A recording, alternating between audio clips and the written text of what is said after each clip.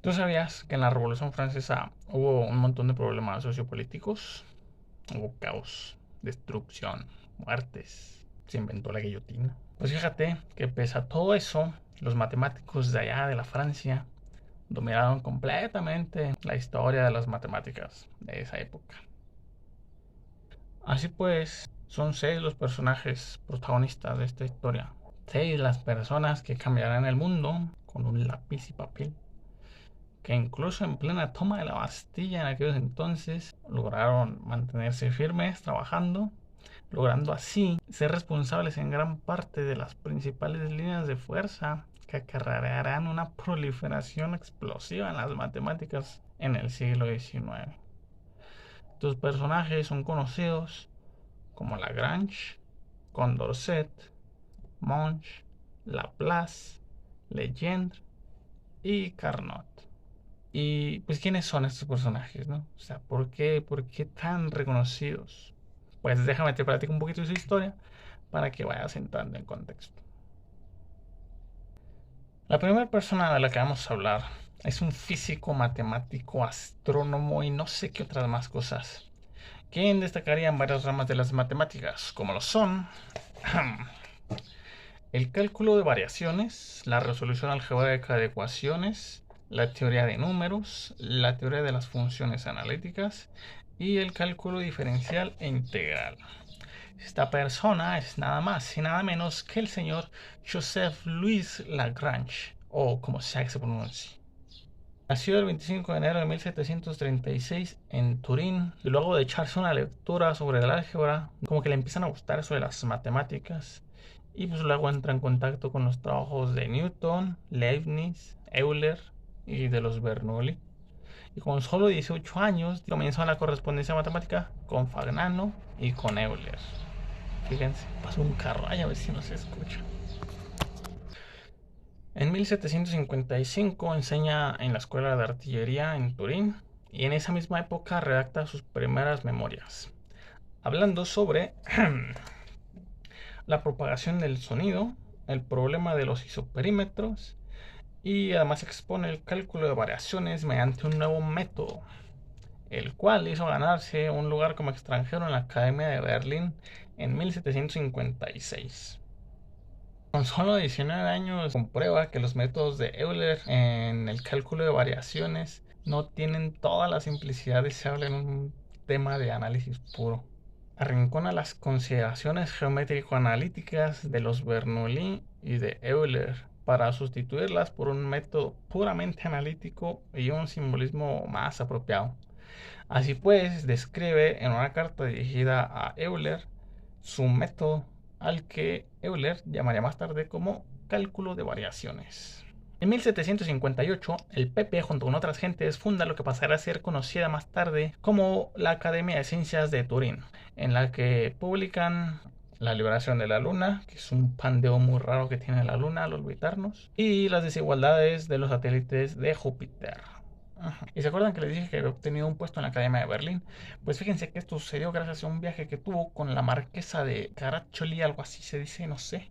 En el cual llegó a Francia un día y pues, ahí conoció a varias gentes, entre ellas un señor llamado D'Alembert, que pues sería su amigo, ¿no? El señor también sabía matemáticas y todos esos rollos. Luego de eso pasan varias cosas, el señor se enferma y no puede continuar su viaje con la señora. Y ahí se queda hasta recuperarse, luego regresa a su ciudad natal, pero pues como que se harta del trabajo que tiene en la escuela militar y ahí está todo agüitado. Luego por hacerlo del destino y por recomendaciones de D'Alembert y de Euler, obtiene un puesto, el puesto que dejaría vacante Euler en la Academia de Berlín. Así es como tuvo el puesto, ¿no? Y ahí en Berlín vivirá una vida tranquila, normal y corriente, más o menos como por 21 años, donde redactaría cerca de 150 memorias consagradas a las matemáticas y a la mecánica. Su gran obra maestra fue su Mecánica Analítica, una gran obra de matemática pura que presenta la mecánica por medio de un método puramente algebraico y sin la ayuda de ninguna figura. En su mecánica analítica, Lagrange se sirve del cálculo de variaciones para unificar los diferentes principios de la estática y la dinámica. Entonces, Lagrange generaliza las coordenadas y la ecuación de movimiento en la forma denominada de Lagrange. Teniendo así un triunfo en el análisis, Lagrange se permite escribir en el prefacio: no se encontrarán figuras en esta obra, solo operaciones algebraicas. Así escribió el señor. Luego de sacar su obra maestra, Lagrange se va a vivir a Francia. Luego de eso, el señor como que entra en crisis, como que se agüita, como que le agarra la hueva.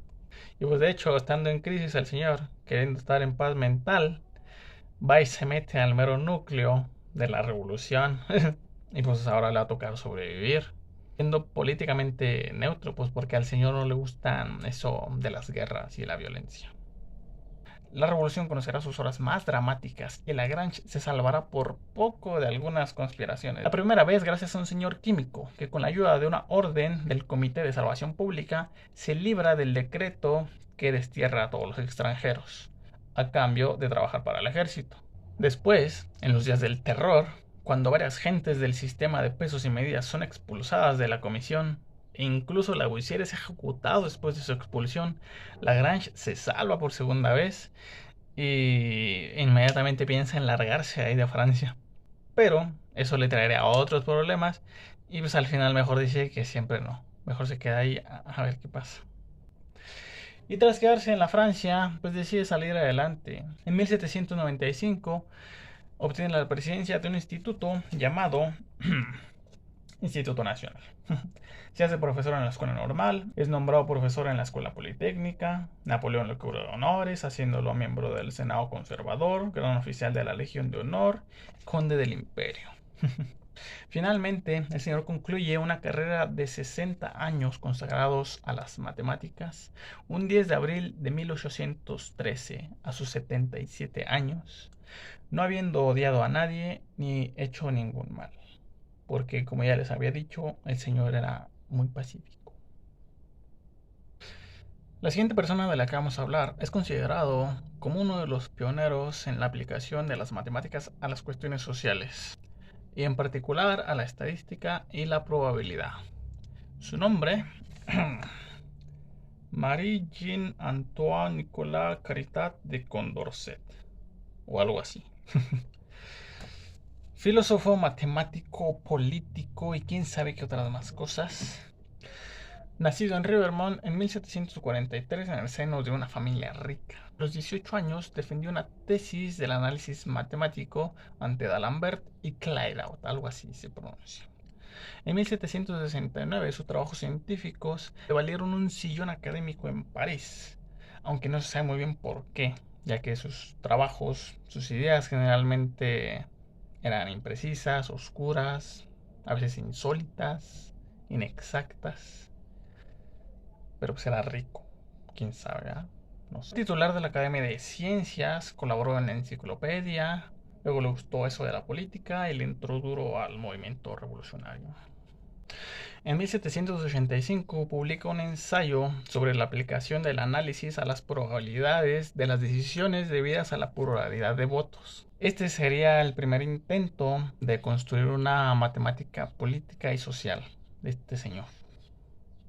En 1789 se hace diputado. Luego el sistema educativo se derrumba debido a eso de la revolución y Condorcet hay una chance de implementar algunas de sus ideas, pero pues sus planes se fueron al carajo y en 1793 es acusado de ser simpatizante del grupo de los girondinos o algo así se llamaban, era como un partido político de esa época.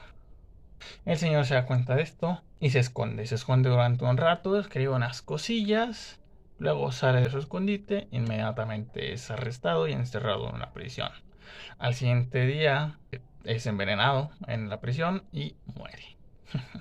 La siguiente persona influiría más en la geometría, como la geometría descriptiva, la geometría analítica del espacio, la teoría de superficies. Esta persona es nada más y nada menos que el señor matemático Gaspard Monge. Nacido el 9 de mayo de 1746 en Bonn, en el seno de una familia muy modesta de 3 chicos. Excelente alumno, el Gaspar se hace notar por su gran variedad de aptitudes y en julio de 1762 termina con gran éxito sus estudios sobre filosofía, física y matemáticas. A sus 16 años, los oradores de Lyons le ofrecen una cátedra de física en su colegio. Se va por 2 años, luego se aburre y regresa a su ciudad natal, donde con un amigo hacen un plano de su ciudad natal y este les da tanto reconocimiento que un coronel le ofrece ingreso en su escuela de cuerpo de ingenieros militares. Ahí dentro, una vez a Monge se le fue encargado de resolver un problema de desenfiladas, y gracias a la notable aptitud que tenía para considerar cosas en el espacio, fue capaz de sentar las bases de una nueva técnica gráfica que más tarde se conocería como la geometría descriptiva. Gracias a eso se vuelve el titular de la cátedra de matemáticas de la escuela. Luego, en 1772, publicó varias memorias que abarcarían la geometría descriptiva, la geometría diferencial y las ecuaciones en derivadas parciales. En 1780, Monge es elegido geómetra adjunto en la Academia de Ciencias en París. Y durante su estancia ahí, se pone a jugar con física y con química. En particular, con el magnetismo, la electricidad, la teoría del calórico y junto con Lavoisier sobre los principios de la base de la química. En el 83, Monge es nombrado como examinador de los alumnos de la Marina. Cuando estalla la Revolución Francesa, Monge aplaude a la caída de la Bastilla, se afilia a sociedades patrióticas y se hace miembro del Club de los Girondinos. Algo así se llamaba esa cosa. Sin embargo, Monge no participa en los trabajos sobre la reforma de las bases del sistema de medidas debido a sus viajes con la Marina. Cuando regresa, resulta que el rey ya ha sido destituido y el Consejo Ejecutivo lo nombra ministro de la Marina. Pero pues Monge dice que no puede con la chamba y que mejor se va a la Academia de Ciencias. Ahí, gracias al Comité de Salvación Pública, se hace organizador de las fábricas de pólvora y de las fundiciones de cañones necesarias para la defensa del territorio. Después de la caída de Robespierre, Monge participa activamente en la creación de la escuela normal y es ahí donde por fin enseña geometría descriptiva públicamente. Ese mismo año conoce a Napoleón, se hacen compas, este se lo lleva a Egipto y lo hace presidente de una institución que se hicieron allá. Luego cuando regresa, el Napoleón lo hace senador y después conde de Peluce o algo así se pronuncia esa cosa. Pero, pues como ya todos sabemos, nada dura para siempre. Tras los fracasos de Napoleón, Monge es despedido de la escuela politécnica, es excluido de los miembros del instituto, se enferma y pues se va al carajo, pues. Y tras ver derrumbarse todo lo que construyó en vida, un 28 de julio de 1818, Monge muere, sin habérsele rendido algún homenaje oficial o algo. El siguiente personaje será famoso gracias a su mecánica celeste, pero también haría importantes contribuciones a los principios y métodos del cálculo de probabilidades, como también a sus aplicaciones. Su nombre, Pierre-Simon de Laplace. Nació el 23 de marzo de 1749 en Normandía. Entraría a la Universidad de Caen, donde demostraría sus habilidades matemáticas, publicando una memoria sobre el cálculo de diferencias finitas. A los 18 años se traslada a París y con ayuda de D'Alembert consigue una plaza de profesor de matemáticas en la Escuela Real Militar. Entonces comienza para Laplace un periodo de actividad científica prodigiosa, publicando un montón de memorias sobre la teoría planetaria. Luego es nombrado mecánico en la Academia de Ciencias en 1773. En esa época divide su trabajo principalmente en dos ramas. Una es la mecánica celeste y otra es la teoría de las probabilidades. Respecto al cálculo de probabilidades y sus diversas aplicaciones, Laplace realiza importantes contribuciones. En el primer capítulo de la segunda parte del libro 1, Laplace presenta un método de aproximación en el que introduce la transformación y igual a gamma por e a la menos r al cuadrado, y en general la que lleva su nombre.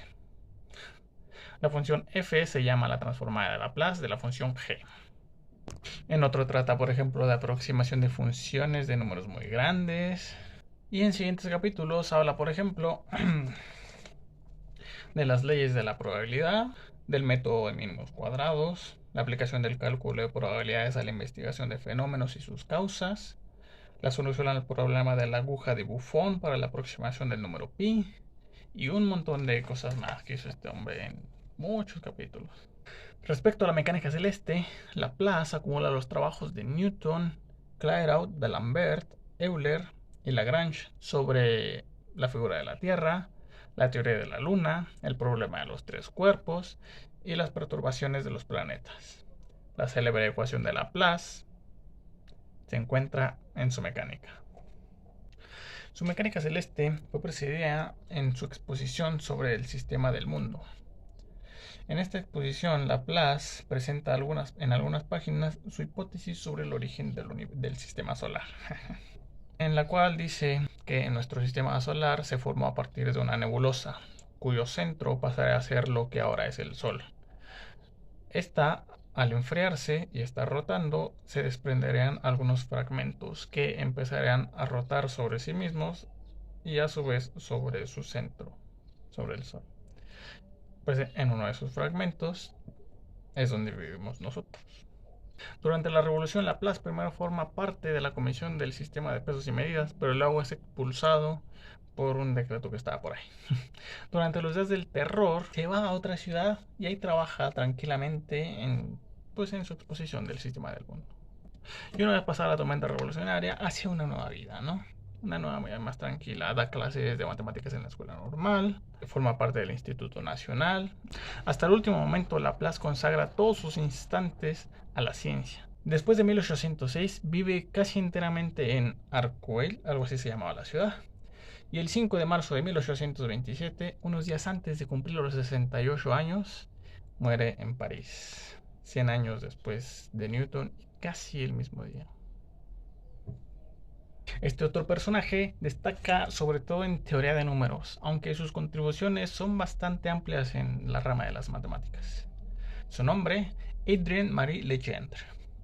Originario de Toulouse, Francia, a diferencia de Lagrange o de Monge, vive una vida tranquila como cualquier otro científico de la era moderna. Ocupa un puesto de profesor de matemáticas en la Escuela Militar de París, ingresa a la Academia de Ciencias en 1783, participa en la preparación de las operaciones geodésicas bajo la Revolución, aunque sobresalió particularmente en teoría de números, también participó en otros campos como lo son las ecuaciones diferenciales, el cálculo de variaciones, la teoría de funciones, la geometría euclidiana e integrales elípticas.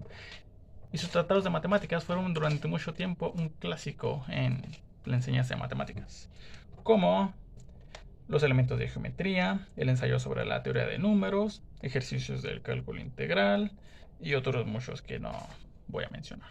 Durante un periodo de 20 años, Legendre se esforzó por proponer diferentes tentativas para demostrar el postulado de las paralelas, llegando así a descartar la hipótesis de Saccheri del ángulo obtuso, ya que logró establecer que la suma de los ángulos de un triángulo cualquiera es inferior o igual a dos ángulos rectos. En su teoría de números contiene, entre otras cosas, la ley de reciprocidad cuadrática, una demostración del último teorema de Fermat para n igual a 5, la hipótesis de que pi por n se aproxima a esa expresión cuando n aumenta indefinidamente, y fórmulas válidas para determinar los números primos. Legendre no ocupa ningún papel político en la revolución. Hacia el final de su vida, este fue privado de su pensión gracias a que se opuso a la intromisión del gobierno en la marcha de la Academia de Ciencias. Murió en París en 1833 sin haber dejado nunca de trabajar con pasión y regularidad. El siguiente individuo destacó principalmente en geometría pura, también por sus persistencias en querer generalizar teoremas o resultados ya existentes.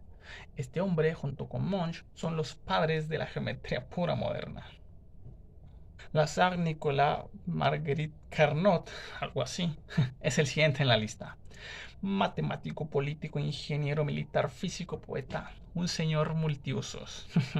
Nacido en Nolay, en Borgoña, el 13 de mayo de 1753, alumno de Monge en Messières, comenzó en 1773 su carrera como ingeniero militar. En 1783, Carnot publica su ensayo sobre las máquinas en general, obra que se refiere a los principios, las leyes generales de los choques y comprende también la conservación del trabajo. Sus dos postulados fundamentales son la fuerza del impacto de dos cuerpos que entran en colisión, 1. Depende solo de su movimiento relativo, y 2. Es siempre directamente perpendicular a su superficie común en el punto de contingencia. Estudia las leyes generales de los choques, el teorema relativo a las fuerzas vivas y llega al principio que preside el uso de las máquinas en movimiento. Se pierde en tiempo o velocidad lo que se gana en fuerza. En geometría, demuestra que varios teoremas de Euclides pueden ser considerados como casos particulares de un teorema más general que los engloba. Extiende la ley de cosenos en trigonometría al caso del tetraedro y su nombre, entre otras cosas, su nombre quedó unido a un teorema sobre las transversales. A Carnot lo consideraban como un antiguo terrorista, un hombre sin partido íntegro y a veces violento. Miembro del directorio en octubre de 1795, huye después del golpe de Estado porque se le acusa de complicidad con la causa realista. Cuando regresa después de 2 años, es ministro de guerra bajo el imperio y miembro de la tribuna. Luego vuelve a ocupar un sillón en la academia. Arruinado por sus empresas coloniales, Carnot se queda sin dinero. Luego Napoleón le da una pensión. Después Napoleón se va a la ñonga. Entonces Carnot huye otra vez. Y ahora vive en medio de una pobreza digna, escribiendo y publicando sonetos y trabajos científicos hasta su muerte, el 2 de agosto de 1823, a los 60 años.